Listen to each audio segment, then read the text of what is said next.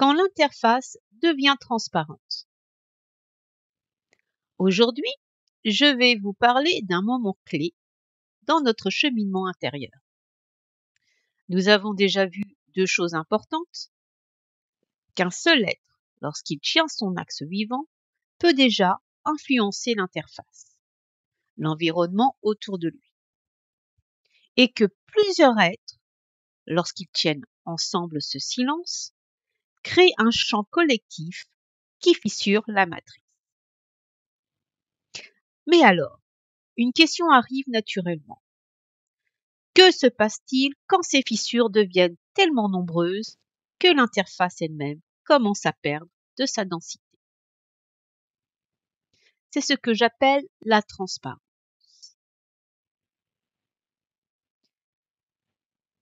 Qu'est-ce qu'une interface transparente? Imaginez un écran de cinéma. Il projette un film en permanence, des drames, des rôles, des règles. Tant qu'on s'identifie, on croit que c'est vrai, qu'il n'y a que ça. Mais quand beaucoup d'êtres tiennent leur axe, l'écran ne disparaît pas. Il devient transparent. On continue de voir le film, mais on sait que ce n'est qu'un film. Et cette prise de conscience change tout. Quels sont les signes de cette transparence? Le premier signe, les scénarios perdent leur pouvoir. Les drames et les crises continuent, mais ils ne nous happent plus. C'est comme regarder une pièce de théâtre sans se laisser embarquer dans l'histoire. Exemple, au lieu de plonger dans une dispute, tu vois la colère comme une bulle qui passe, tu observes et tu restes stable. Deuxième signe, le temps devient souple. L'interface repose sur un temps linéaire. Mais quand elle se fissure, le temps devient plus fluide. On vit des synchronicités, des accélérations ou même des pauses étranges. Exemple, tu penses à quelqu'un, il t'appelle. Tu souhaites une solution, elle apparaît presque aussitôt.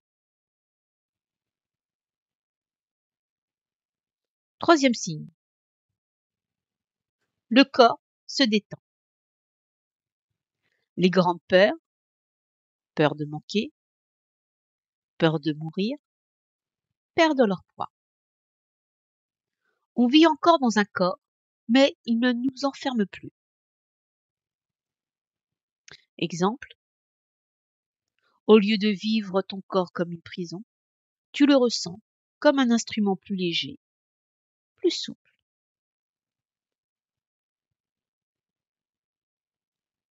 Exemple concret de vie dans la transparence.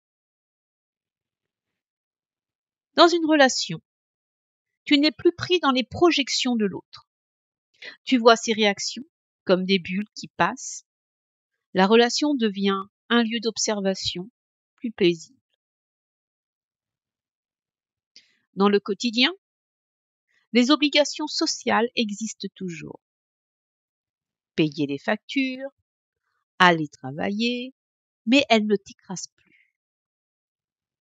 Tu les traverses comme un acteur joue son rôle, sans perdre ton axe.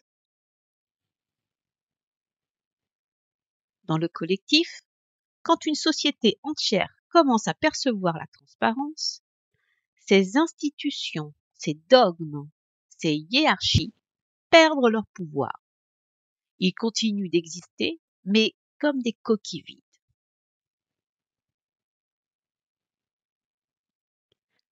La nouvelle référence. Alors, quand l'interface devient transparente, elle ne s'effondre pas brutalement. Elle reste là, mais une autre référence prend le dessus. c'est la référence de l'axe collectif. La vie ne se mesure plus à travers la peur, la compétition et la survie. Elle se mesure à travers le silence, la neutralité, la créativité. Et c'est là que nous devenons des créateurs conscients. Non plus des acteurs prisonniers du film, mais des êtres capables de reprogrammer leur propre réalité intérieure. Conclusion. Vivre dans la transparence. Alors, que se passe-t-il quand l'interface devient transparente? On découvre qu'elle n'a jamais été une prison. On peut encore jouer, aimer, travailler, créer, mais sans être attaché au scénario. C'est comme un rêve lucide. On sait que c'est un jeu. Et parce qu'on le sait, on peut influencer sur les règles, changer nos synchronicités et réécrire nos propres scénarios. L'étape suivante, ce n'est pas la fin du monde. C'est la transparence vivante. Un état où l'axe individuel et collectif devient notre point d'ancrage. Un état où nous passons du rôle d'acteur inconscient à celui de créateur conscient.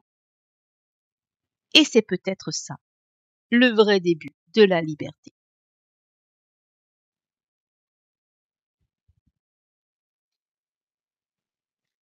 Quelle est la différence entre quelqu'un qui se dit créateur spirituel et un être qui, dans son axe vivant, devient véritablement créateur conscient de sa réalité? Il y a une différence fondamentale entre le créateur spirituel, par l'ego subtil, qui se dit créateur mais reste pris dans l'interface, et le créateur conscient dans l'axe, qui agit depuis le silence vivant. Premièrement, le créateur spirituel, hors axe. Il utilise des intentions, des visualisations et des affirmations. Il croit qu'il manifeste sa réalité, mais en réalité, il manipule encore les codes de l'interface. Exemple. Attirer l'abondance, l'amour, la réussite. Ce sont toujours des programmes de l'interface. Résultat, ça marche parfois, mais ça reste instable et dépendant des désirs, des peurs et des attentes. C'est un créateur qui déplace les meubles dans la pièce, mais sans voir que la pièce est un décor de théâtre. Deuxième point, le créateur conscient, celui qui est dans son axe. Il ne force pas la réalité avec son mental. Il se maintient dans le silence, la neutralité et la présence. Dans cet état, l'interface devient transparente. Il ne cherche pas à manipuler les scénarios, il retire simplement son consentement. Résultat, la réalité se réorganise naturellement autour de lui. C'est un créateur qui voit le décor comme un décor. Il peut jouer ou non, mais il n'est plus piégé.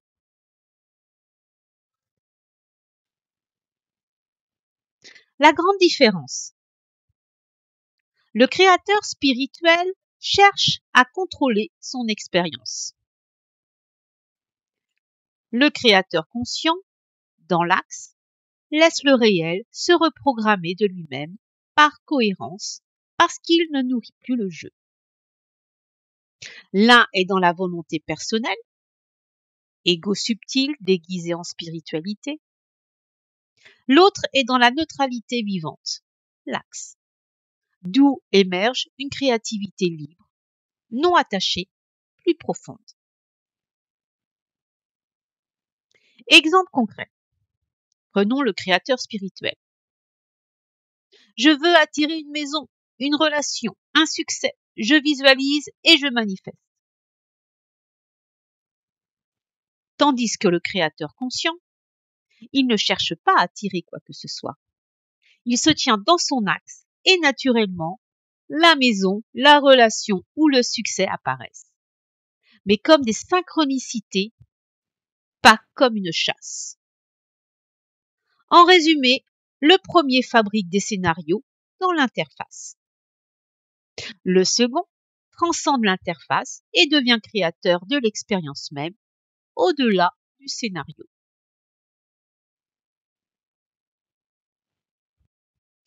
Prenons une métaphore du cinéma. Imagine que la vie, c'est une salle de cinéma.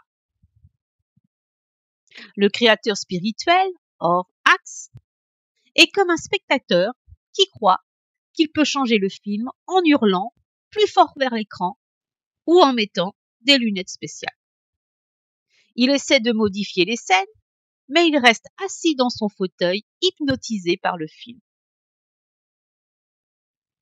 Le créateur conscient dans l'axe, tant qu'à lui, comprend que ce n'est qu'un film.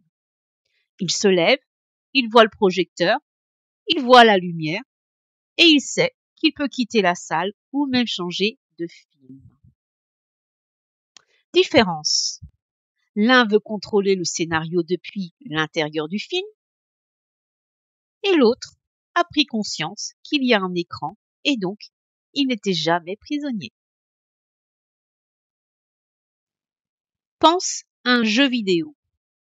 Le créateur spirituel, hors axe, est comme un joueur tellement identifié à son avatar qu'il croit que sa seule liberté, c'est d'acheter des armes, de monter de niveau et de gagner des points.